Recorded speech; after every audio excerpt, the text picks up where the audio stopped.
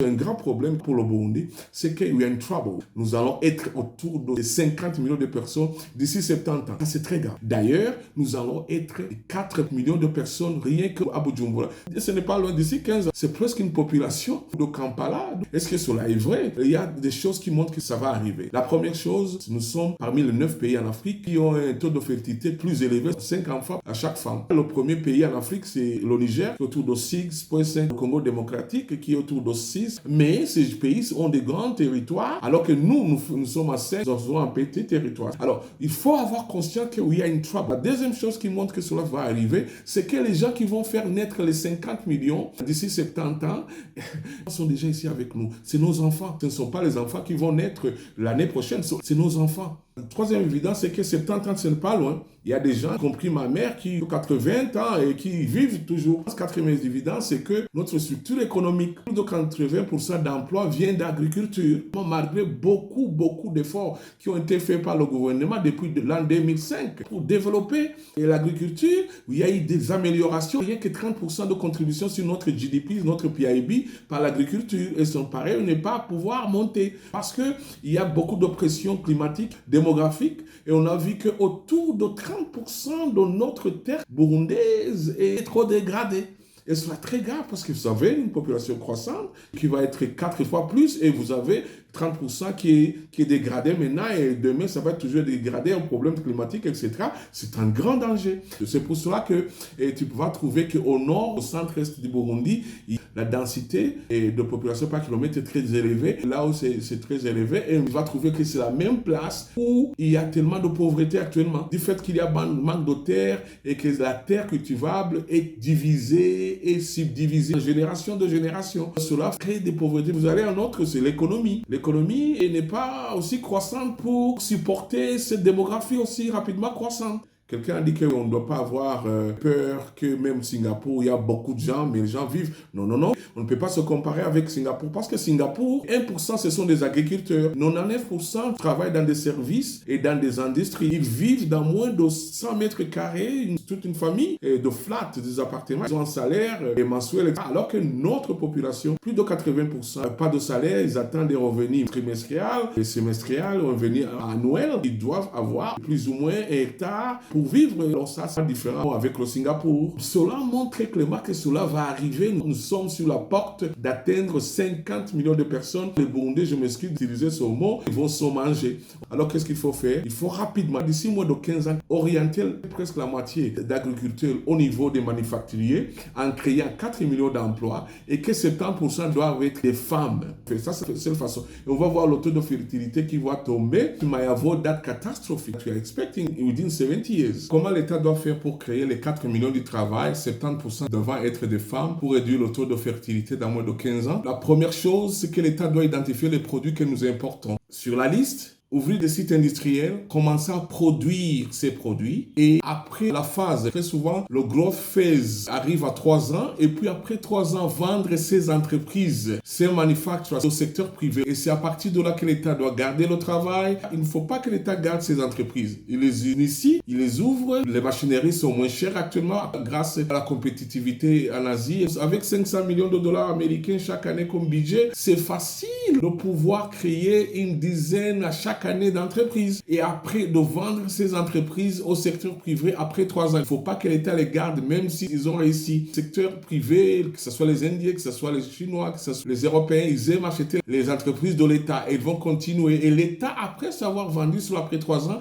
il faut que l'État puisse continuer à subventionner ces entreprises et pour leur permettre d'être plus compétitifs au niveau régional, sous-régional. Il faut savoir que notre marché n'est pas seulement de 13 millions de Burundais. Il y a 2 millions au sud du Rwanda qui a marché direct pour le Burundi. Il y a 8 millions au sud-ouest de la Tanzanie. Il y a autour de 7 millions au sud Kivu. Toute cette population, c'est autour de 30 millions. Il faut identifier les produits qu'ils exportent eux-mêmes et commencer à produire cela en masse et vendre ces entreprises très rapidement après 3 ans. Si on le fait à chaque année comme ça, on pourra créer une centaine d'entreprises. Dans certains secteurs, c'est comme ça que la Chine en 1970 a commencé. Avant qu'il y ait une visite du président de l'Amérique à Nixon qui est allé allé demander, écoutez, nous avons besoin de votre aide pour finir avec la guerre du Vietnam. Qu'est-ce que vous pouvez nous aider? Puisque les Chinois aidaient les Vietnamiens.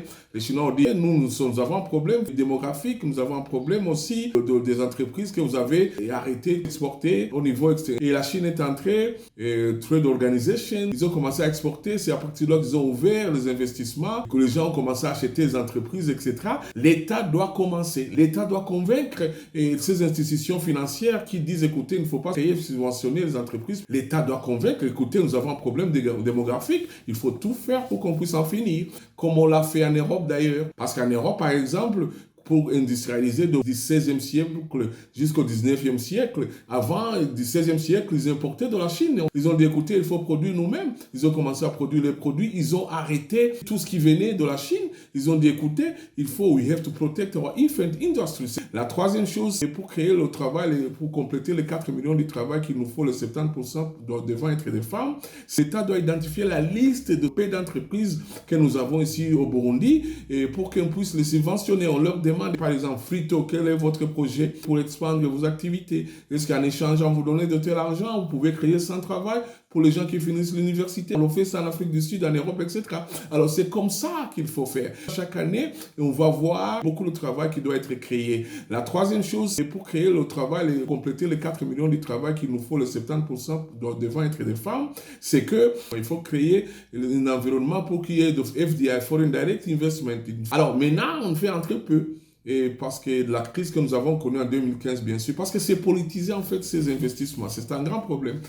Malgré tout ce que l'État fait pour qu'il y ait beaucoup d'incentives. C'est parce qu'on a vu qu'en Afrique de l'Est, ils ont eu plus de 1 milliard de dollars américains, etc. Au Congo, en Tanzanie, en Ouganda, au Kenya, etc. Même au Rwanda, 200 millions de dollars américains et dans les années 2021. Mais le Burundi, 8 millions de dollars américains. Cela veut dire que il y a un problème là-bas, mais il n'y a pas seulement un problème de politisation de ces investissements, malgré les incentives que l'État burundais fait et offre. Mais il y a aussi un grand problème.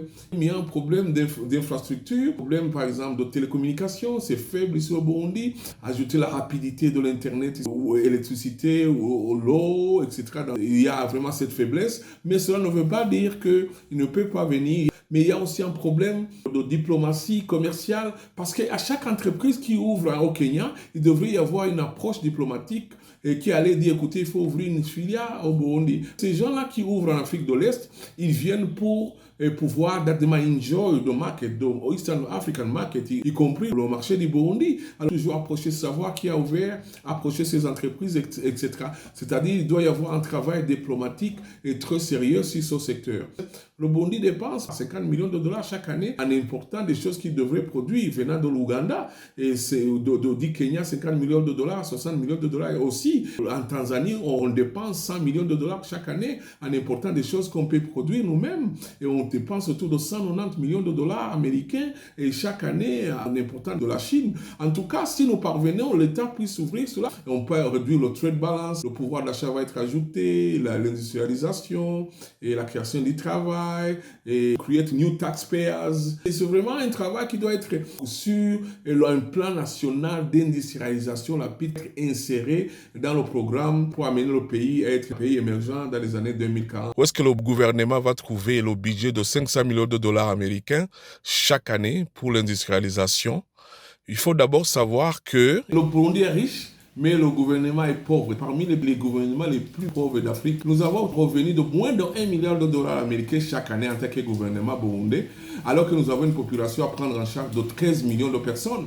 Alors, si tu compares avec le Botswana qui a une population de 2 millions 500, alors qu'il a un revenu d'autour de 6 milliards de dollars américains, qui est 5 fois plus le revenu de l'État du Burundi, alors vous allez comprendre que vraiment que le gouvernement est incapable de le faire actuellement. La première chose que nous, les panafricanistes, on peut demander au gouvernement de faire, c'est de rendre notre gouvernement riche, comme ils ont fait au Botswana. Qu'est-ce qu'ils ont fait?